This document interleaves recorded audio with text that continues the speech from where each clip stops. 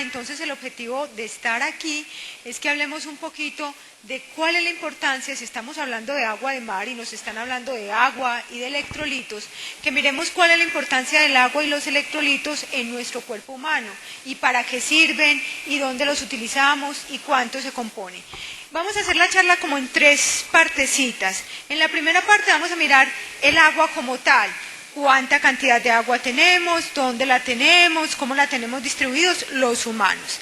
En la segunda parte vamos a mirar un poquito cómo es el equilibrio de esa agua, o sea, el agua que nos ingresa versus el agua que sale, cómo mantenemos esa homeostasis, o sea, ese equilibrio entre lo que ingresamos y lo que sale para que no nos sobrehidratemos ni tampoco nos deshidratemos, el organismo cómo hace. Y la tercera parte es hablar un poquito de los principales electrolitos que tenemos en nuestro organismo, que Wilmer ya nos había hablado un poquito de lo que es el sodio, el calcio, el magnesio, pero él no los habló como componentes del agua, el potasio no los habló como componentes del agua. Hoy aquí en esta charla vamos a mirar los como componentes de nuestro organismo y qué importancia tienen. ¿Listo?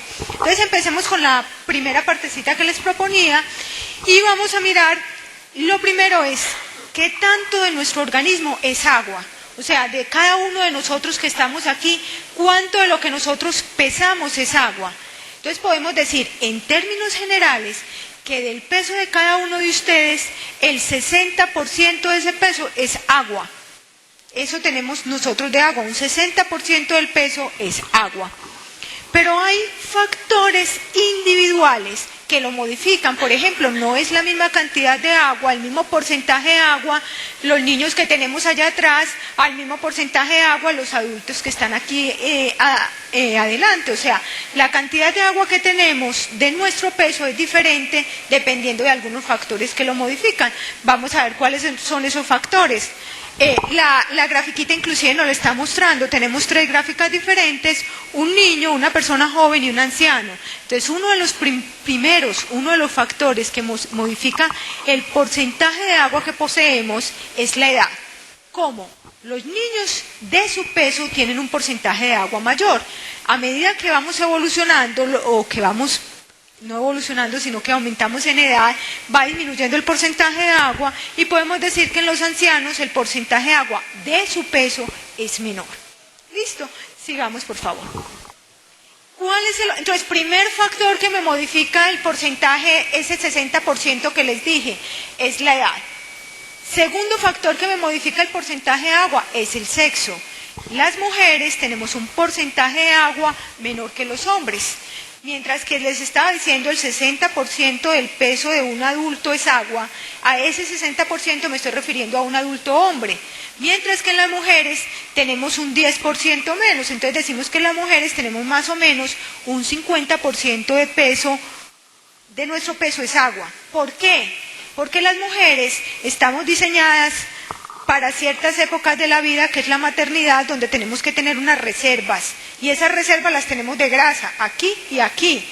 Algunas se ponen reservas postizas para verse más seductoras, pero realmente tenemos que tener unas reservas de grasa para las épocas en que estamos en embarazo o que hacemos gestación, que tenemos que tener como un almacenamiento ahí para poder dar un adecuado aporte a ese bebé que está creciendo. Entonces, segundo factor que me modifica el porcentaje de agua, sexo. ¿Listo? Edad y sexo. Vamos para el tercero. Y el tercero que lo modifica es la constitución.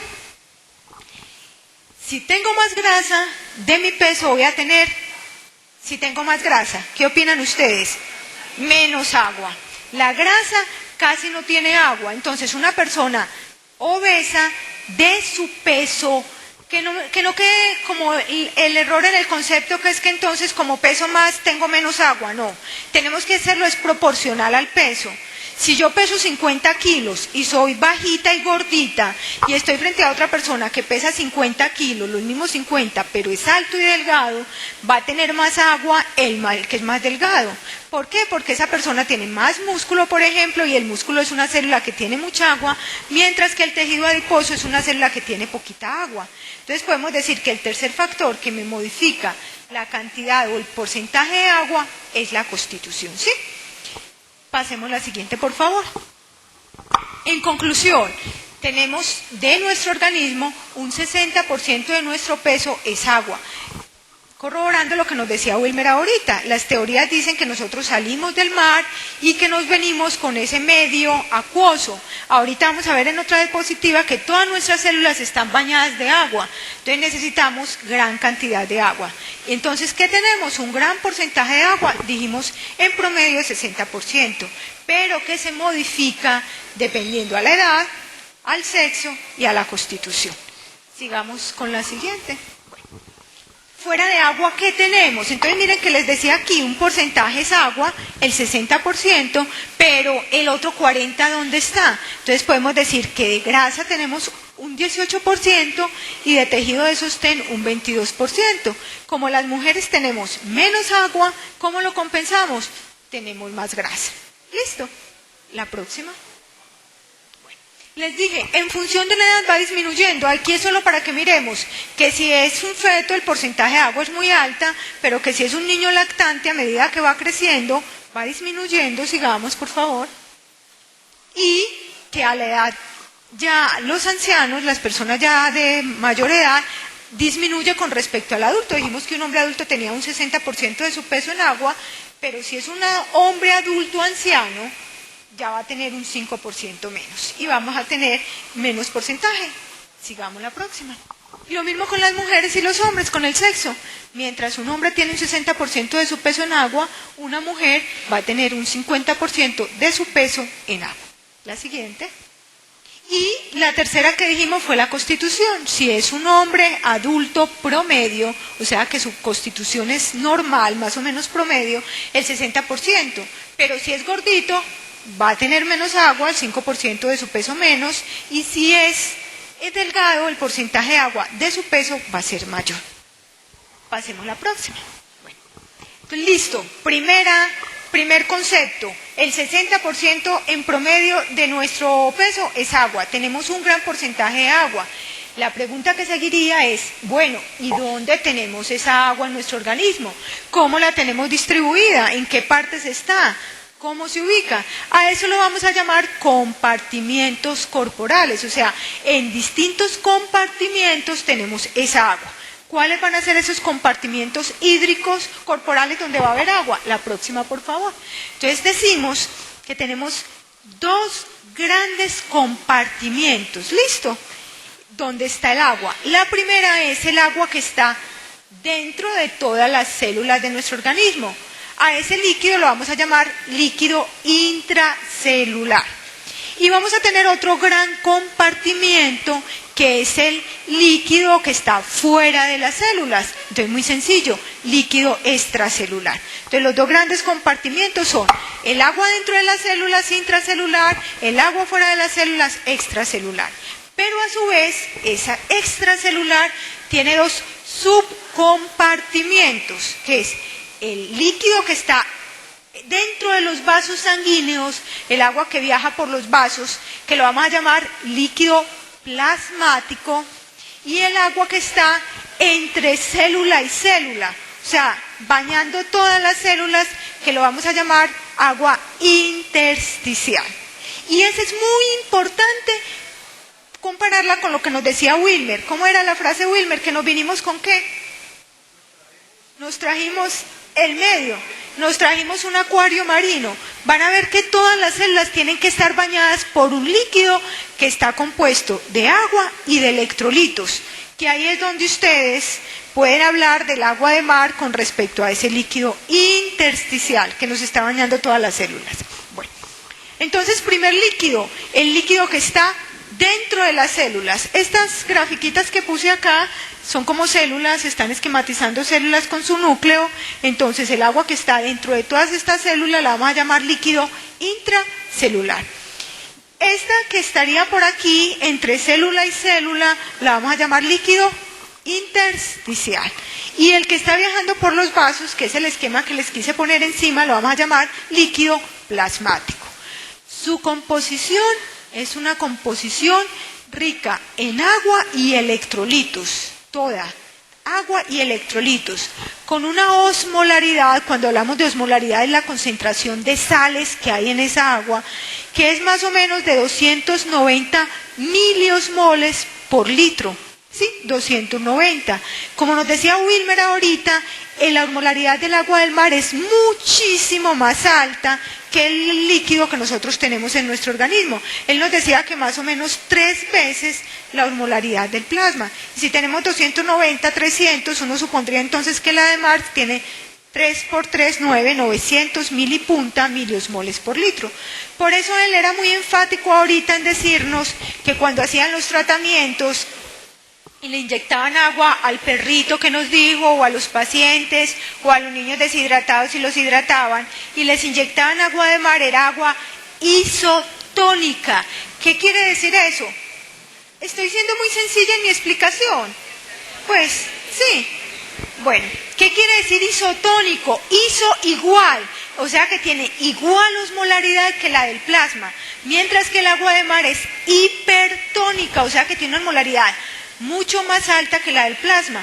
Wilmer nos decía que cuando le aplicaban líquido al perrito o a los niños, a los pacientes, esa agua de mar era isotónica, o sea que la tenían que diluir, adicionarle agua para que tuviera la osmolaridad similar a la del organismo y no hiciera una alteración de la homeostasis por tener una concentración de sales muy alta. Entonces miremos el líquido intracelular y podemos decir que tiene unos electrolitos, unos cationes, o sea, electrolitos de cargas positivas, que los principales son el potasio y el magnesio en el líquido intracelular, unos aniones, o sea, de cargas negativas, que los principales son las proteínas, y unos amortiguadores del pH, que en las células son los fosfatos y los sulfatos. Mientras que, osmolaridad, dijimos 290 dentro de las células. Fuera de la célula, la próxima por favor, tenemos el líquido plasmático, el líquido intersticial con osmolaridad igual, 290 miliosmoles por litro. La diferencia es en los solutos que hay, en las sales que hay. Mientras dentro de la célula teníamos mucho potasio, mucho magnesio, fuera de las células tenemos otro catión, pero en más alta concentración, que es el sodio. Entonces los principales cationes son el sodio y el calcio, y los principales aniones, carga negativa, son el cloro, pero la osmolaridad igual, listo, tanto en un lado como en el otro, tanto dentro de las células como fuera. Pasemos a la próxima. Y el líquido plasmático, que sería el líquido que viaja por nuestros vasos, ojo, recuerden que por nuestros vasos viaja sangre, o sea, es el agua, líquido plasmático con los electrolitos más las células que están ahí, los glóbulos rojos que nos sirven para transportar oxígeno a las células, los glóbulos blancos que nos sirven para defendernos y las plaquetas que nos sirven cuando hay algún tipo de hemorragia para parar esa hemorragia y que no tengamos una hipovolemia por sangrado. Pasemos a la próxima por favor. Ahí estaría el intersticial. Miren que el intersticial y el plasmático tienen igual mayor concentración de sodio y de calcio, menor concentración de potasio y de magnesio, porque ambos son líquidos extracelulares. Que su objetivo es bañar las células y nutrir esas células. Entonces, por eso su concentración es muy parecida. La próxima, por favor. La siguiente idea que quiero que nos quede es, bueno, ya sabemos cuánto tenemos de agua y electrolitos, o más o menos la idea, ya sabemos en qué compartimientos están distribuidos, y miremos un poquito cómo es ese intercambio, porque no es que en las células le llega agua, se mantiene esa agua y nunca se intercambia, sino que continuamente hay intercambio entre el líquido intersticial, el líquido intracelular y ese líquido intersticial con el líquido plasmático. O sea, viaja la sangre por todas partes, los nutrientes y los líquidos que trae esa sangre pasan al intersticio y del intersticio van a pasar a las células. Hay un continuo intercambio entre esos 3 compartimentos. La próxima, por favor. Y para que haya ese intercambio y para que esa agua se mantenga, debemos tener algo que lo llamamos un balance hídrico. En otras palabras, si yo tomara mucha agua, por ejemplo agua de mar o cualquier tipo de agua, pero si yo no orinara, yo me sobrehidrataría, me hincharía inmediatamente, que es lo que le pasa a muchos pacientes cuando tienen problemas renales, que su eliminación urinaria es muy poquita, si consumen mucho líquido se dematizan. Entonces nuestro organismo tiene la capacidad de mantener esa homeostasis, ese equilibrio. Si me entra mucho, me sale mucho. Por eso cuando tomamos mucha agua, también vamos mucho al baño. Pero cuando tomamos poquita, las necesidades de ir al baño son mucho menores. A eso lo llamamos balance hídrico. Y en otras palabras, el balance hídrico lo que nos está diciendo es que las ganancias, lo que ingerimos, deben ser siempre iguales a las pérdidas, lo que perdemos. O sea que ese balance será de 0. Lo que ganamos igual a lo que perdemos, o sea, balance hídrico igual 0. Si ganamos mucho más de lo que perdemos, se llega a una alteración hidroelectrolítica que se llama sobrehidratación, y si perdemos mucho más de lo que ganamos, por ejemplo, cuando tenemos diarrea y vómito, va a haber una alteración hídrica y vamos a hablar de deshidratación. Pasemos a la próxima. ¿Cómo son las ganancias? ¿Cómo gano yo agua? Entonces yo gano agua, la principal forma es líquidos bebiendo, que es lo que llamamos el agua bebida. Entonces esa agua bebida es más o menos al día, los requerimientos que necesitamos, que tenemos de agua bebida es más en promedio de 500 a 650 mililitros como bebida. Pero además tenemos un agua que es liberada. Entonces la bebida es la gaseosa que nos tomamos, el agua de mar, la leche, lo que ustedes deseen como bebida. El agua liberada es el agua que liberan, su nombre lo dice, los alimentos. Cuando me como una manzana, un pedazo de carne, un arroz, cualquier alimento sólido, cuando llega al intestino libera agua. Esa agua es la que llamamos agua liberada. Y la tercera es el agua de oxidación. Cuando ese alimento, esas proteínas se convierten en CO2 más agua, entonces ese es agua, ese tercer tipo de agua de ganancia que es el agua de oxidación. ¿Sí? Los 3 tipos. Y hay una que llamamos, este es obligatorio, o sea, obligatorio nosotros necesitamos de 450 a 2000 centímetros cúbicos de agua al día. Depende de qué 450 o 2000, depende de mis hábitos alimenticios. Si a mí me gusta mucho el líquido, mi ingesta va a ser mayor, pero si a mí me toma poquito líquido, va a ser menor. ¿Listo? Lo importante es que como mínimo 450 requeriría el organismo. Y hay una que se llama facultativa. Si yo quiero, me la tomo o no. Usted puede tomar 2, 3 litros de agua al día, va 10, 20, 30 veces al baño, pero igual es un agua facultativa que depende también de sus hábitos alimenticios y de sus gustos y toma mucho más. La próxima, por favor. Y lo otro sería las pérdidas hídricas. Entonces, ¿por dónde perdemos nosotros agua? Entonces tenemos varias vías, por el tracto urinario, por el tracto digestivo, o sea, las heces, por la piel, cuando sudamos, y por el tracto respiratorio, porque cuando yo respiro el aire, él está en el ambiente más seco de lo que mi organismo lo necesita. Entonces, al entrar el aire lo tengo que humedecer. Ahí voy. Y cuando sale, ya sale húmedo, perdí agua. Cuando pierdo por las heces, pierdo agua. Y cuando sudo y perspiro, pierdo agua. Pero de todos esos sistemas, el encargado de mantener la homeostasis, o sea, que las ganancias sean iguales a las pérdidas, quien es el responsable es el sistema urinario. Por mucha agua que usted tome, por mucha agua que usted tome, usted no dice, no, yo tengo diarrea porque es que estoy tomando mucha agua, no. Pero si usted sí toma mucha agua, usted sí va muchas veces a eliminar agua por orina. Entonces, el órgano, el sistema encargado de regular y mantener la homeostasis es el sistema urinario. Pasemos a la próxima, por favor. Bueno, eso es con respecto al agua. Ya tenemos los conceptos generales claros. ¿Cuánto tenemos? ¿Dónde se distribuye? ¿Cómo se distribuye? ¿Cómo son las ganancias? ¿Y cómo son las pérdidas? Recuerden entonces que, muy importante, lo voy a recalcar, ese intersticio sería ese medio interno al que se refería Claude Bernard y al que se nos refería Wilmer. Ese medio interno que baña todas las células, rico en agua y electrolitos, y que, según las teorías, es el medio que nos trajimos del mar para mantener las células en un medio acuoso, un medio interno. Pasemos a la próxima, por favor. Bueno, vamos a hablar ahorita de los electrolitos. Y realmente el agua de mar tiene muchos componentes, muchos electrolitos. Unos que llamamos electrolitos porque están en mayor concentración y otros que los llamamos oligoelementos. De esos oligoelementos no vamos a hablar de los principales electrolitos en el organismo, pero nos decían ahorita el zinc, otros oligoelementos muy importantes, el zinc, el manganeso, el hierro, que son importantes, que el agua del mar los posee, que son importantes en nuestro organismo, pero que no vamos a hablar de ellos porque son en concentraciones oligo, muy poquiticas concentraciones en nuestro organismo. Entonces hablemos de cómo es la distribución de los electrolitos. Igual que el agua, los electrolitos se distribuyen en los compartimientos que hablamos, en el espacio extracelular y en el espacio intracelular. Y en el espacio extracelular, en esos dos subcompartimientos, el intersticial y el plasmático.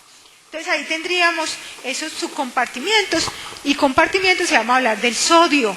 Recuerden, en una diapositiva anterior les presenté que el sodio era el principal catión de los líquidos extracelulares. Principal catión es el sodio, ¿sí? O sea que lo tenemos en mayor concentración fuera de las células que dentro de ellas. ¿Cuál es su concentración? Es más o menos de 140, más o menos 5 miliequivalentes por litro, mientras que dentro de las células tenemos 10 miliequivalentes por litro, una diferencia muy grande. Y recuerden en la diapositiva anterior que nos mostró Wilmer, que la concentración de sodio en el agua de mar era muchísimo más alta, por lo que nos decía él que esa agua cada vez se está concentrando más. ¿Listo? Como es el electrolito que más tenemos, ese es el electrolito que nos determina la osmolaridad. Esos 290 que les decía ahorita está determinado principalmente por el sodio. Pasemos la próxima, por favor. La pregunta es, ¿y para qué nos sirve a nosotros el sodio? Bueno, tenemos el sodio en nuestro organismo. ¿Para qué nos sirve? Para el funcionamiento de nuestro organismo, ¿para qué sirve? Principalmente para tres cosas. Como les dije ahorita, mantiene la osmolaridad y el volumen del líquido extracelular. Si yo perdiera sodio, por alguna razón no consumo sodio, no consumo sal, el volumen plasmático y el intersticial se disminuye, porque el sodio es el encargado de arrastrar agua. Si yo no tengo agua, si no tengo sodio, no me arrastra agua, y entonces ese volumen plasmático se disminuiría, tendría menos sangre, menos plasma, con las consecuencias que eso llevaría. Bueno, otra vez para la actividad eléctrica. ¿A qué se refiere con eso? Para que yo esté parada aquí conversando con ustedes y contándoles lo que nos trae hoy. Mi cerebro tiene que estar trabajando, todas esas neuronas están trabajando, y la forma de esas neuronas trabajar es mediante impulsos eléctricos, o sea, mediante la conducción de una corriente eléctrica. Muy poquito el voltaje, pero esa es la forma en que una neurona y la otra se comunican, mediante estímulos eléctricos. Y para que esa neurona se comunique con la otra mediante estímulos eléctricos, yo necesito del sodio, o sea, el sodio es el encargado de mantener esa, digámoslo así, esa corriente eléctrica. Entonces es importante en la transmisión de los impulsos nerviosos porque es el responsable de la actividad eléctrica de las células. Es importante también en la respuesta cardiovascular a los agentes presores. ¿A qué se refiere eso? Para agentes presores son los agentes endógenos que yo tengo en mi organismo que me mantienen mi presión arterial. Son unas sustancias especiales, por ejemplo la angiotensina 2. Se ha demostrado que para que esos agentes mantengan mi presión, el sodio se necesita. En otras palabras, para que mi presión esté adecuada, el sodio es importante. Actúa sobre esos agentes presores. ¿Qué pasa? Ustedes se han dado cuenta que cuando las personas son hipertensas, los médicos recomendamos dieta hiposódica, baja en sal. ¿Por qué? Porque cuando la dieta es alta, es hiposódica, estimula mucho más a esos agentes presores y la presión va a aumentar. Entonces, como una forma de disminuir esa hipertensión arterial, le recomendamos dietas hiposódicas. Y por eso en charlas que van a tener posteriores, se van a dar cuenta que una de las limitaciones en el tratamiento con agua de mar es en pacientes hipertensas. Porque esas pacientes hipertensas van a tener dificultades. ¿Con cuál antecedente? Que no tiene que ser que no consuma agua de mar, no. Sino que esa agua de mar, como nos decía Wilmer, la podemos dar diluida. pero tener una mayor precaución en personas hipertensas en darles agua de mar a concentraciones altas, a la concentración que es el mar. Pero eso no quiere decir que esa persona no pueda consumir el agua de mar, claro que sí, porque ahora nos dijeron que tenía otros componentes diferentes al sodio, que eran importantes para el funcionamiento del organismo, pero lo que tenemos que tener es una precaución con esos pacientes en las concentraciones que va a tener esa agua de mar. Pasemos a la próxima, por favor. Entonces, hay que tener una homeostasis, que la llamamos homeostasis externa, y se refiere a los electrolitos, lo que ingerimos versus lo que eliminamos, así con el agua que decíamos, que el agua que ingeríamos versus la que eliminábamos, aquí también con el sodio que ingerimos versus el que eliminamos, que ingerimos principalmente ¿qué? En la sal, en la sal de cocina, pero por ejemplo en el agua del mar tiene un gran porcentaje de componentes de sal, entonces las personas que con consumo de agua de mar van a tener su ingesta de sal mediante esa agua de mar. Y la forma de eliminar ese sodio también es mediante el riñón. O sea, ese sería el órgano encargado de mantener esa homeostasis. Pasemos a la próxima, por favor. Y la homeostasis interna se refiere al sodio intracelular versus el sodio extracelular. ¿Cómo se mantiene ese equilibrio? Y ese equilibrio no es esa concentración igual. Cuando hablamos de esa homeostasis es que la concentración de sodio sea alta fuera de las células y bajita dentro de las células. A eso nos referimos con homeostasis del sodio.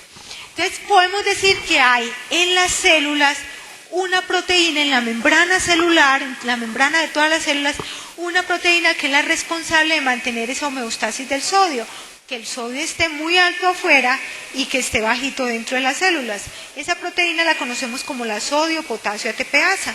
¿Qué hace la sodio-potasio ATPasa? Es una proteína que gasta energía, gasta el ATP que nosotros producimos en sacar sodio fuera de la célula y en entrar potasio. O sea, si entra sodio a la célula, para mantener bajas las concentraciones intracelulares de sodio, lo que hace la bomba sodio-potasio ATPasa es sacarla y de esa manera poder mantener las concentraciones de sodio altas en el compartimiento extracelular, en el intersticio, y bajitas adentro. Hay eventos en nuestro organismo o alteraciones que pueden alterar esa bomba sodio-potasio ATPasa, por ejemplo, cuando estamos frente a una hipoxemia, una baja concentración de oxígeno en sangre. Esa hipoxemia va a hacer que no le llegue buen oxígeno a las células, que no se produzca energía. Si no se produce energía, esta proteína no funciona, y si no funciona la proteína, las concentraciones se van a alterar y va a haber más sodio adentro del que normalmente hay y menos sodio afuera de las células del que normalmente hay. Entonces la hipoxemia, algunos tóxicos metabólicos y algunas drogas nos alteran esa bomba, esa proteína, y la alteración de esa proteína va a llevar a que se altere la homeostasis del sodio. La próxima, por favor. El otro electrolito que hay en buena concentración en nuestro organismo es el potasio, pero con la diferencia que dijimos que es mucha mayor la concentración de potasio dentro de las células y menor fuera de las células, ¿sí? Entonces la concentración de potasio dentro es de 150, mientras que fuera de las células es de 4,5 miliequivalentes por litro. Voy a acelerar un poquito porque ya me pusieron el reloj. Ese potasio es muy importante, ¿para qué? Para mantener la osmolaridad de la célula, para mantener el volumen intracelular, y también es muy importante para la transmisión del impulso nervioso, o sea, para que haya una buena transmisión nerviosa y una buena relación entre una neurona y otra, necesitamos del potasio, y para una buena respuesta contráctil del músculo también necesitamos del potasio. La próxima. ¿Cómo se mantiene la homeostasis? Hay ciertas hormonas en nuestro organismo específicas que nos mantienen la homeostasis, por ejemplo la insulina, los mineralocorticoides como la aldosterona y las catecolaminas no favorecen la entrada de potasio a la célula, mientras que la hipertonicidad o el pH alto el pH bajito nos permiten la salida de potasio de la célula, alterando la homeostasis de ese medio interno versus la célula, de ese líquido intersticial versus el interior de la célula. La próxima. El otro electrolito importante, que ya es un anión, es el cloro. El cloro acuérdense que la sal es cloruro de sodio, o sea que el cloro es como el acompañante del sodio. mientras el sodio es el catión, el cloro es el anión, y el cloro entonces, igual que su acompañante, el sodio, está en mayor concentración fuera de la célula, es un anión extracelular, su concentración es 104, mientras que dentro de la célula es de 25, y su importancia, la próxima por favor, está en mucha mayor concentración en las células testiculares y en la mucosa gástrica y en los eritrocitos. Miren que el líquido que tenemos en el estómago es ácido clorhídrico, o sea, una alta concentración de cloro. Pasemos a la próxima. Y su importancia también es en la neutralidad eléctrica, para mantener la neutralidad eléctrica de la célula, para mantener el pH intracelular y, como les decía ahorita, en la secreción gástrica, en la producción de ácido clorhídrico. La homeostasis la mantiene ya no la bomba sodio-potasio ATPasa, sino una proteína que intercambia el cloro con el bicarbonato, muy importante en los eritrocitos, que la conocemos como la banda 3 o el intercambiador aniónico, que me intercambia sodio con cloro. O sea que para mantener esa homeostasis se tiene que llevar a cabo ese intercambio de cloro por bicarbonato entre el interior de la célula y el exterior. El otro es el calcio. El calcio es un catión predominantemente extracelular, o sea, lo tenemos más en plasma y en líquido intersticial. Su concentración es de 5 miliequivalentes por litro, mientras que dentro de la célula es 10 a la menos 4 veces menos la concentración de lo que hay en el líquido extracelular.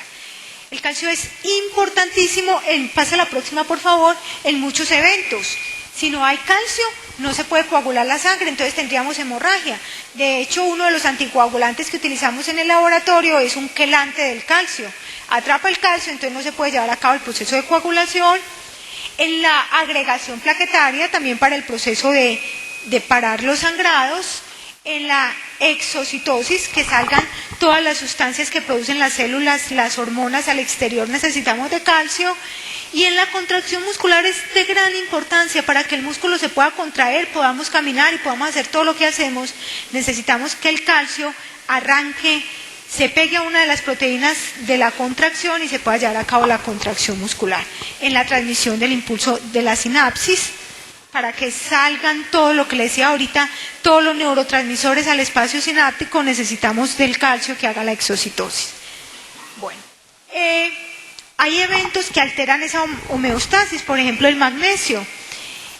Una hipomagnesemia, una disminución de una hormona que se llama la paratormona, que es la encargada de regular el calcio en el líquido extracelular, y de la vitamina D3, alterarían la homeostasis. Si hay alteración de esas hormonas, hay alteración de la homeostasis del calcio. Entonces tendríamos o hipocalcemia o hipercalcemia, dependiendo de la alteración. También en eventos de alcalosis o de hiponatremia, o sea, baja concentración de sodio, nos va a disminuir el calcio libre en el plasma, o una hipoalbuminemia, bajas proteínas, me va a disminuir el calcio total en el plasma, que nos va a llevar a alteraciones en la transmisión del impulso nervioso, en la sinapsis, en la contracción muscular. La próxima, por favor.